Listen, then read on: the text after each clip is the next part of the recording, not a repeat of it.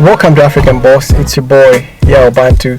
So today we're privileged to be with the one and only African Tigress. Hello. So happy to have her with us here. She's in Malawi at the moment, and so we just been going around, and we just thought, well, let's stop for a bit and have a little chat, get to know her. She's one of the biggest YouTubers in Africa, isn't it? I don't consider myself that, but I don't know. But yeah, we're so humble too. That's a lesson for all you upcoming YouTubers. Okay, first of all, welcome to Malawi. Thank you, Zikomo. Yeah, it's so good to have you here. Thank you. Well, I've followed your YouTube career. Do we call them career, isn't it? Journey. Journey? I call it a journey. Not a career. It's amazing that I used to have watch you going to all sorts of places, and so it's just unbelievable that we actually caught up and did one or two videos together. What's in the name African Tigress?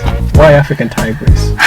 Because a lot of people say there are no tigers in Africa until you've met me, so I'm just the only one of the species of the tigers. So I cannot be lioness. Everyone else is African lioness. So I can only be a rare species. I'm a rare species. So. But it's because when I was in school, we had groups, and our group was called Tiger. Yeah. So ladies were tigresses, men were tigers. Just we were 2 ladies and 4 men. So yeah. Born and bred in Kenya. Born and bred in Kenya. Yeah. Typical Kenyan. Original. Okay. Whereabouts in Kenya? Everywhere. Yeah. Like my growing up, we used to be like everywhere because my dad was working in different cities, so we could move about. But currently, I'm a digital nomad, so I don't have like a place I can say I'm best in Kenya. I'm everywhere. Yeah. Right now, I'm living in Malawi. Until I leave Malawi, I will go to my next country. That would be my address for the duration I'll be there. Okay. Yeah. So maybe the next question is why YouTube? Because in Africa we have this this mentality, let's go to school, get an education, get a job. Why not YouTube? Of course, I've gone to school. I've highly qualified in some professions. Let us know. But what professions? No, my background is in healthcare. Oh, nice. But YouTube is just something I found I got myself in it by, I don't know, accident or just something. My sister introduced me to it, and I was like, it fits my passion too, which is traveling. So I decided to pursue that. You left everything and just sort of decided to...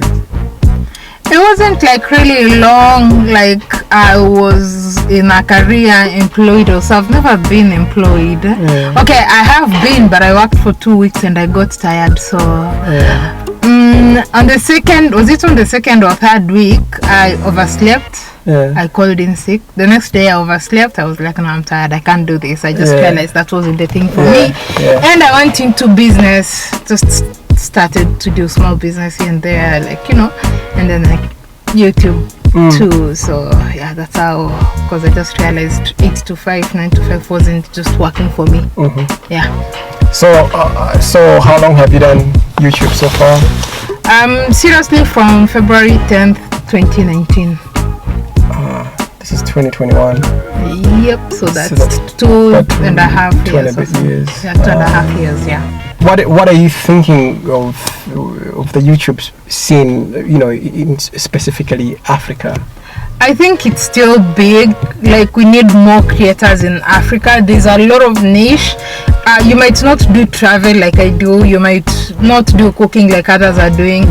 Just find that thing that you're passionate about, that thing that you love, and you can create. Like, there's a lot of niche. Like in Kenya, in Africa, we don't have a lot of tech reviews. We don't have a lot of people talking finances and all that. So there's all this others, like every topic. We don't have aviation. We don't have I don't know, like we just have this. It's a very big space that needs a lot of people to join.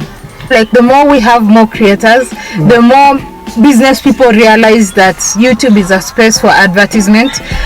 it would help push the CPM, because in Africa the CPM, that's cost per 1,000 views, is pretty low because not a lot of people are advertising on YouTube. But the more we get more people YouTube, the more we have more people watching, the cost for them to advertise is going to go higher, and if that's the cost, then also our CPM would go higher. How many countries have you traveled so far? 20 to 25. Do you plan to cover the whole continent? Oh yeah, I wanna be everywhere. Like, if I had the money, I would have started traveling immediately after high school. Yeah. I would have probably finished the whole world right now. But so you're not only Africa, you're interested. Once I finish Africa, I would probably step out. I mean, you can only traveling makes you see things from other points of view. Yeah. You learn and you get to understand. Like, you learn a lot from, like, the moment you travel out or you've lived out of your country, there are lots of things that you learn. You learn to appreciate things and all that. So yeah. So you're not limited to African continent content. For now, I'm more of African continent and content. Yeah. When I will travel, you can still go out there and still do Africa. Africans are everywhere. Yeah, that's true. Yeah, so you can still go out there and do other content that's African, and anything that can add value to the African people. Yeah. I think a lot of people in the world have this mentality that Africa is not a safe place for travel. And so far, what are your thoughts about Africa? Is very safe. Like, do you know how scared I am to travel out of Africa? Yeah. To be honest, like, give me a ticket, I will even go to Central African Republic right now, or Chad. You see, like, those countries that are less visited. But if you're gonna send me to Central African Republic, you would go? I would go. Yeah? It's Africa. Like, Africans, one thing I know for sure, for every country I've been to, whether you understand the language they speak or not, Africans are very warm, welcoming, Yeah, Africans are very warm generally.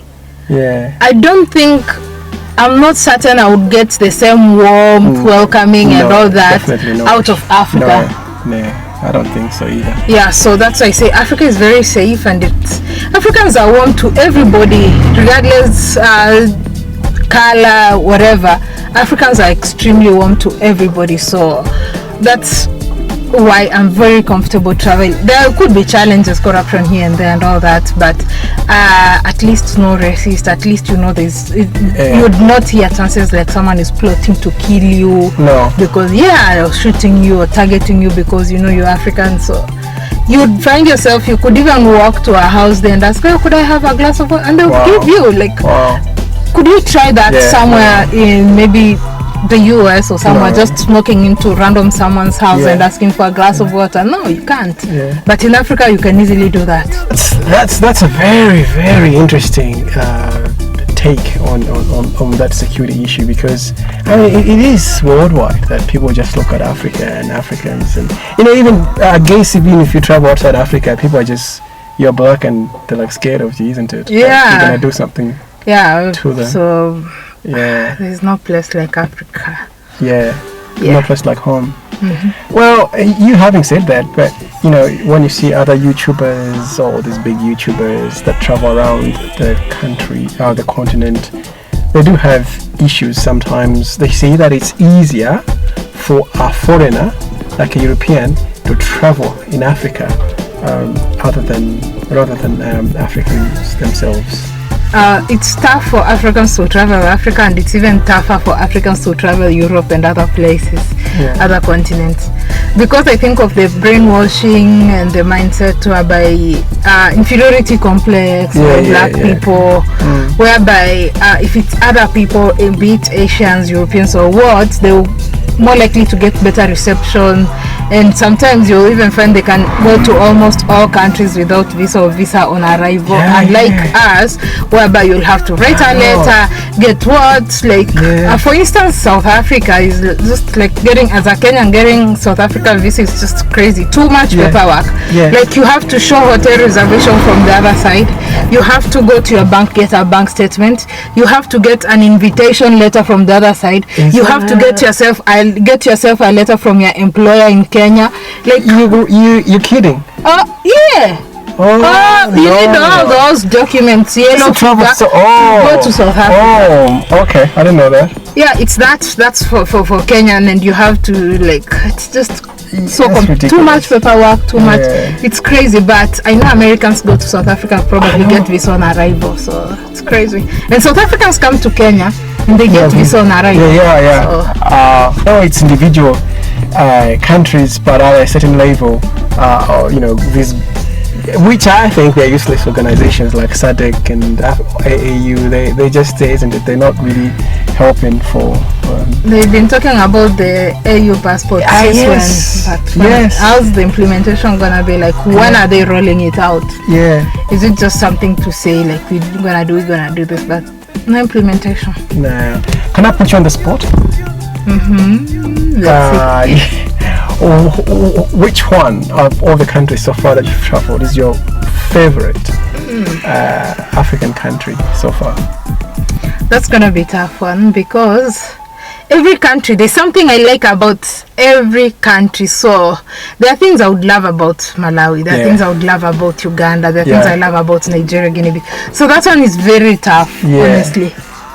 But traveling to all these countries has made me you don't want to lose your views. It's not like that. But I would mention countries that were easier for me, like easy, because I faced challenges in different. I can tell you my most difficult countries to travel. First was Congo. Congo was tough for me. Thinking of Congo, because for transportation was tough.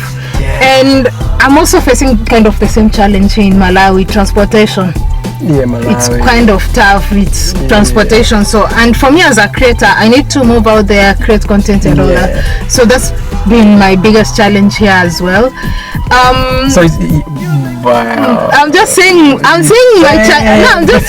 challenging countries. Okay, but the rest, it's been like, as long as I'm able to move and create content, I'm good. As long as I'm able to move, because I mean, what's the point of staying in a hotel or Airbnb all through? I need to go out there and show you guys. So that's been my biggest challenges. But my favorite country would always be Kenya. Home industry, Good answer. Being an African person, we still have this attitude. Well, I know it's waning, but that women can't do certain things and can do certain things. What is your biggest challenge traveling as a woman, as a female content creator? Honestly, sometimes I think it's just in the mind. Maybe I'm just so confident of a female traveler. I don't think I've faced any challenge that I would say like, it's cause apart from Ethiopia there was I don't know, but someone told me it's in the culture. The men, some man was harassing me on the streets in Ethiopia. He was very like aggressive and insulting me when I was ignoring him. I didn't even respond back to him. Told him to, he was to get out of my way, and because he was, trying to get advances on me, and I told him to get out of my way, and oh my goodness, it was like a whole bag of insults, and people looked at it like it's a normal thing, like someone could physically attack me. You get it? In Kenya it's pretty different. It's not easy if someone tells you no, it's really hard for someone to start following you and insulting you, and people just look at it like it's normal. Or people, the person didn't attack me, but it could have gone to that point. You didn't feel I didn't feel safe. I don't know if it's their culture that they don't protect ladies or what. So that's just the only incident I've had. Yeah. The mom don't call you and say, hey. No, my mom. They know I'm a strong lady. I'm African Tigress. Come on. Yeah. They don't worry about the African Tigress. They know African Tigress is smart. She knows what she's doing. She's conscious of her environment, and she would not deliberately put herself in a risky situation. Yeah. That's very inspiring. I mean, we need to encourage this travel culture. We need to know about each other some more. Because I don't think that the foreigners will. We shouldn't wait for Europeans to start doing things for us. Sure, that's true. Because tourism is important. Learning each other's cultures is very important as well. Sure. So I think you're doing a great job, because I look at the comments on your videos. That people learn so much when you travel around. You're not only just showing. Nothing against divas. We love divas, but you don't seem to be like a bit of a diva or anything like that. You actually assimilate yourself into the culture, and that's the only way you can learn and get to understand a place is just by blending in. That's why I try to. Authenticity. You say you make a lot of money. Me, I don't know if I make clothes. I know people who make lots of money. I'm not yet there. Can we have a look at your bank account? No? Yeah, I will show you. I'll show you. We'll put it on YouTube now. So finally, I would like to talk about Malawi. I know we've talked about the challenges that you faced with your travel, with the transportation system. I understand where you're coming from, because I live here and I know those type of challenges. But apart from that, what do you think of Malawi? It's a beautiful country. It has a lot of warm people. Yeah, I think I'll definitely come back here, but driving. I'll drive from Kenya to Tanzania to this place. That's easier. Like when you have your own means of transportation, it would be easy. So when I'll get my Mercedes Sprinter and convert it into a house and convert it, and then I'll drive all the way from Kenya to here to all the way to South Africa. So do you think everyone should come to Malawi? Yes. Yeah? Yes, you need to experience every place. Very safe. Yeah, I've not, and it's easy for creators. It's easy to film. Like nobody bothers you. Not even police bother you. They would see you filming. Oh my goodness, we were just filming next to the Reserve Bank. That's like the central bank. We were filming in the street, and the police was waving at us. Like, where else would you get that? And I feel you probably didn't understand, but some people would say, I want to be, I want to be in the video. So that's, and like some places, like people, why are you filming us? It's like, I want to be in the video. So that's nice. That's pretty cool. What's been your lowest moment so far in your journey? Your lowest moment when you felt like, this is just... For me, my lowest has to be just a few months ago when my dad died and I was away. That's good. That's not good. Then you have to catch like 3 flights to get home, because where you were, I had to do a road trip to Senegal, from Senegal catch a flight to Nairobi, sleep at the airport, catch another. That has been my lowest. That could not be easy. Absolutely. Definitely. That's the moment you need to be around and you family. And you like far away, and so like that was really sudden, unexpected. Like he was strong like all my life. He had never not even one single day had he ever been sick or missed going to work because he was sick. Then just fell sick once and he's gone. We really need to appreciate people in their life, isn't it? And what's been your highest sort of moment since your YouTube journey began? My highest, I can say these, like just being able to starting, you don't make enough to do the much you want, but just being able to know that I can go anywhere right now. I could book a flight from Malawi to anywhere in the world. Like for me, that's That's my Sounds good, highest. man. Yeah. Can I have your life? Can we swap? Do you know what time I sleep? Do you know sometimes I sleep just 3 hours, and I slept at 3 like yesterday, and by 5:30 I was up. So it's also there's a lot of work in the background that people really don't see it. Because people say, oh, I like your life, it's like you're always on vacation. No. I wish they knew it's not vacation. Yeah. 80% work, 20% fun. Cool. Well, look, I'm thankful, inspired, and we're all inspired by your journey, and it's great that you started small and you growing, and we wish you all the best. Thank you. In your journey. Appreciate it. Really wish you all the best, and we want to see you get even bigger. Thank you so much. Appreciate the love. Thank you for showing me around your city as well. Anytime. So that's it. You heard from the African Tigress herself. It's not all fun. It's 80% hard work. It's the confidence. It's the dedication. So brave, so inspiring. So thank you for watching African Boss. Do not forget to subscribe to African Tigress and African Boss. Peace out. Twana so.